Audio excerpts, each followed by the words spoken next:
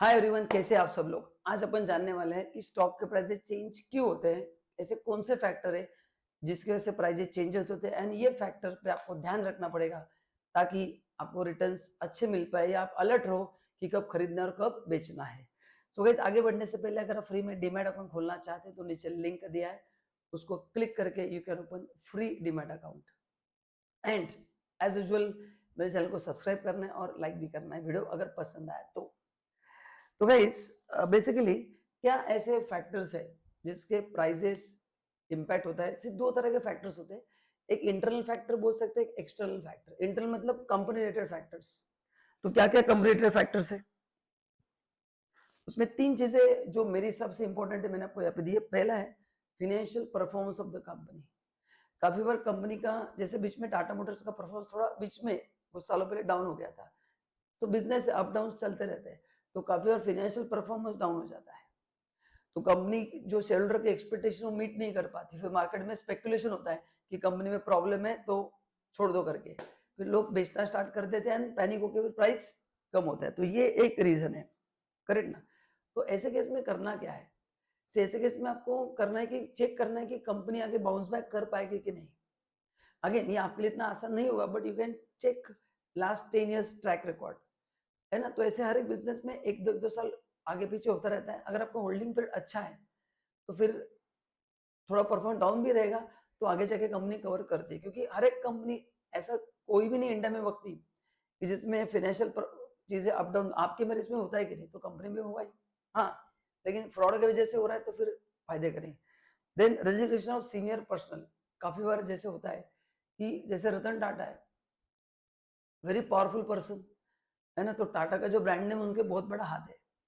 तो काफी बार ऐसे होता है कि ये लोग रिटायर हो गए तो लोगों को डर लगता है कि यार क्या होगा, because people trust them like anything. Mister Narayan Murthy, मतलब ऐसे बहुत सारे बड़े लोग हैं, मिस्टर अंबानी, तो people trust them like anything. So when they retire, वो लगता है कि जो नया आदमी आएगा वो संभाल पाएगा कि नहीं पाएगा, एंड उस आदमी को उनके एक्सपेक्टेशन मैच करने का थोड़ा समय देना पड़ेगा। तो ये एक रीजन है इंटरनल जिससे प्राइसेस गिर सकते हैं। तीसरा होता है टाइप और मर्जर।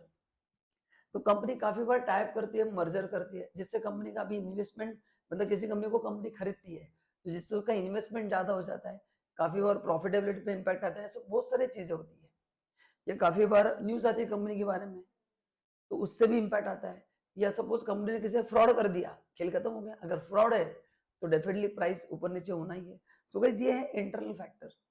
अभी फ्रैंकली स्पीकिंग इस पे आपका कंट्रोल काफी कम है, एक्सेप्ट क्योंकि वो तो इंटरनल है ना। एंड जो एक्सटर्नल फैक्टर होते हैं वो है इकोनॉमिक कंडीशन होते हैं, गवर्नमेंट पॉलिसी होता है, जिसका इमीडिएट इम्पैक्ट आपके प्राइसेस पे होता है, करेक्ट ना। देन ट्रेंड क्या मार्केट में, या काफी बार अभी किसी बाहर के कंट्री में मार्केट गिर गया तो यहाँ पे भी मार्केट गिरता है, या कोई बैंक ने नया पॉलिसी किया, कोई रेगुलेशन बदल गया। तो एक्सटर्नल में if you ask me, government policy is a major factor, and second thing is global economic conditions. तो ये फैक्टर्स भी इक्वली इंपॉर्टेंट है जिसकी वजह से प्राइस अफेक्ट करता है। एंड तीसरा होता है न्यूज। मार्केट में स्पेकुलेशन बहुत चलता है ना।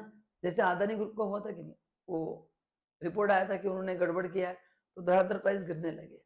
तो ऐसे कुछ इंटरनल फैक्टर्स भी होते हैं और कुछ एक्सटर्नल फैक्टर्स भी होते हैं जिसके शेयर के प्राइस गिरते हैं। अब क्वेश्चन इज, आप बोलेंगे शाम को भी करना क्या है, वो मेन क्वेश्चन है। तो गाइस ना, आपको क्या करना है, वेरी सिंपल। जो फैक्टर अपने हाथ में, आपको उसको ही कंट्रोल करो। जो फैक्टर अपने हाथ में नहीं है आप उसको कंट्रोल नहीं कर सकते। सो जब भी आप रिस्क कैलकुलेट करते हैं शेयर्स में, जब आप इन्वेस्ट करते हैं, consider those factor which can be control by us. Us मतलब कंपनी कैन कंट्रोल इट। जैसे financial performance company can improve it, but government policy they can not improve. कोई स्टाफ छोड़ के गया है रेजिग्नेशन, तो उसको नया अच्छा बंदा लाके उसको कर सकते हैं, बट गवर्नमेंट का पॉलिसी को कोई कंट्रोल नहीं कर सकता है। तो जब भी आप रिस्क एज्यूम करते हैं related to shares, internal risk को ज्यादा ध्यान दो। एक्सटर्नल तो है बट उसको आप कंट्रोल नहीं कर सकते, क्या होगा कुछ बोल नहीं सकते। तो कंपनी भी ऐसे ही प्लान करती है कि जो उनके हाथ में उसको हम कंट्रोल करते हैं एंड अकॉर्डिंगली आगे बढ़ते हैं।